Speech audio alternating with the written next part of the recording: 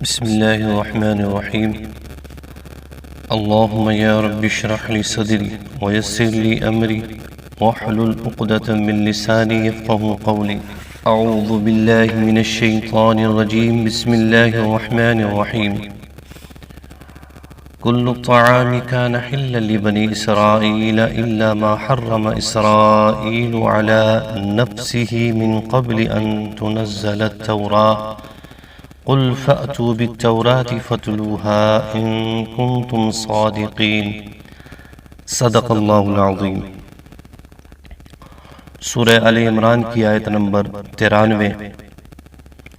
اللہ رب العزت نے اس آیہ کریمہ میں یہودیوں کے دعوی باطل کو ذکر فرمایا ہے، جو دعوی باطل انہوں نے نبی کریم علیہ السلام کی مدینہ منورہ آمد پر کیا تھا. جناب رسول اللہ صلی اللہ تعالی علیہ وسلم جب مدینہ منورہ تشریف لائے تو یہودیوں نے سید المرسلین صلی اللہ تعالی علیہ وسلم پر اعتراض کیا کہ آپ خود کو ملت ابراہیمی پر کہتے ہیں، حالانکہ جناب ابراہیم علیہ السلام اونٹ کا گوشت اور دودھ نہیں کھاتے تھے، جبکہ آپ اونٹ کا گوشت بھی کھاتے ہیں اور اونٹ کا دودھ بھی استعمال کرتے ہیں، تو آپ ملت ابراہیمی پر کیسے؟ تو رسول اللہ صلی اللہ تعالی علیہ وسلم نے فرمایا کہ اونٹ کا گوشت اور دودھ جناب ابراہیم علیہ السلام پر حلال تھے. یہودی کہنے لگے کہ یہ حضرت نوح علیہ السلام پر بھی حرام تھی چیزیں، اور جناب ابراہیم علیہ السلام پر بھی حرام تھیں، اور ہم تک یہ حرام ہی چلی آ رہی ہیں. اس پر اللہ رب العزت نے سورہ آل عمران کی آیت نمبر 93 نازل فرمائی.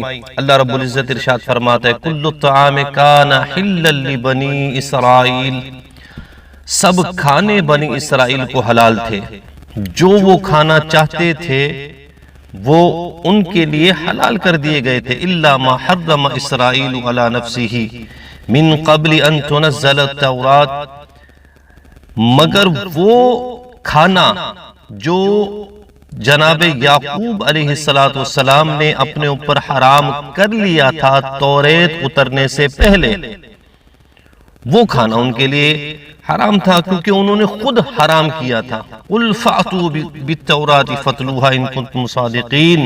تو اللہ رب العزت فرماتا ہے قل، اے پیارے حبیب آپ فرما دیجئے، فأتوا بالتوراة، لے آؤ تورات، فاتلوها ان کنتم صادقین، لاؤ اور اسے پڑھو اگر تم سچے ہو. تو جب نبی کریم علیہ السلام نے اللہ رب العزت کی طرف سے اترے اس پیغام کو ان کے سامنے رکھا تو وہ بجائے اس کے کہ تورات لاتے اور حضور کے سامنے تورات پڑھی جاتی اور یہ بات واضح ہوتی کہ جو اللہ کے پیارے نبی جناب محمد رسول اللہ صلی اللہ تعالی علیہ وسلم فرما رہے ہیں وہ سچ ہے یا نہیں، انہوں نے نہ تو توریت کو پیش کیا اور نہ نبی کریم علیہ السلام کے اس فرمان پر انہوں نے یقین کیا.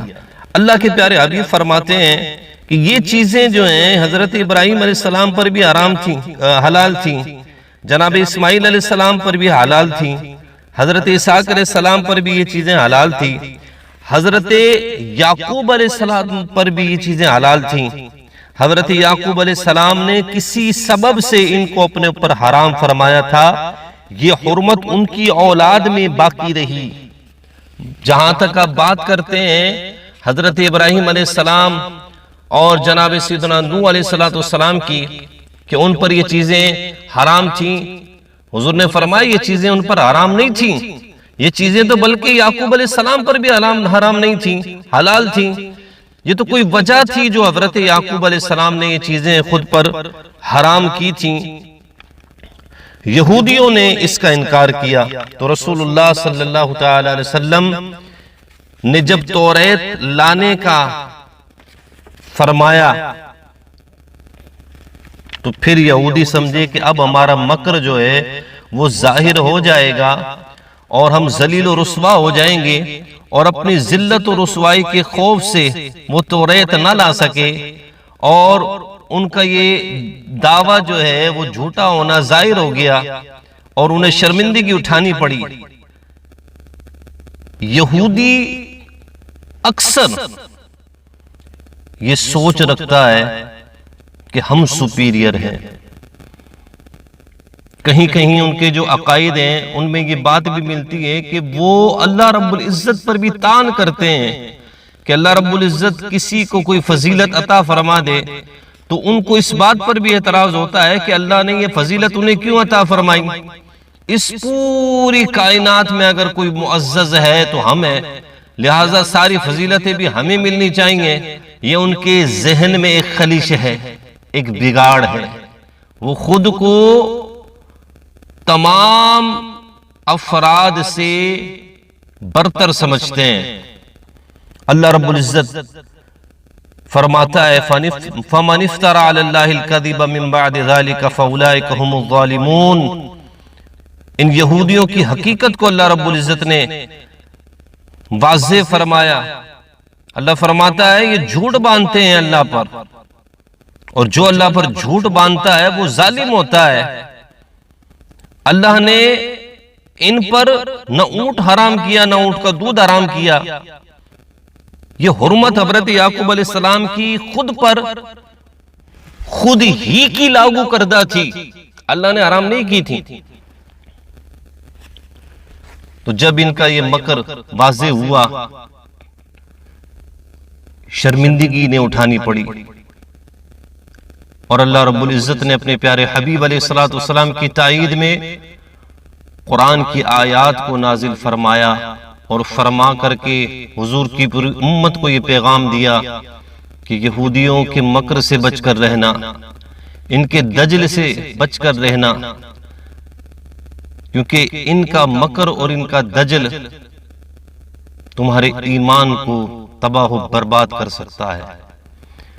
جو شخص جھوٹ بولے، جو شخص تکبر کرے، جو شخص خود کو سب سے اعلیٰ سمجھ جائیں کہ وہ اس معاشرے کی بربادی کا سبب تو بن سکتا ہے، اس معاشرے کی آبادی کا اور اس معاشرے کی بھلائی کا سبب نہیں بن سکتا۔ اللہ تعالی ہم سب کو دین متین شریعت مطہرہ پر کاربند فرمائے، اور جناب رسول اللہ صلی اللہ تعالی علیہ وسلم کی تعلیمات پر عمل کی ہمیں توفیق عطا فرمائے۔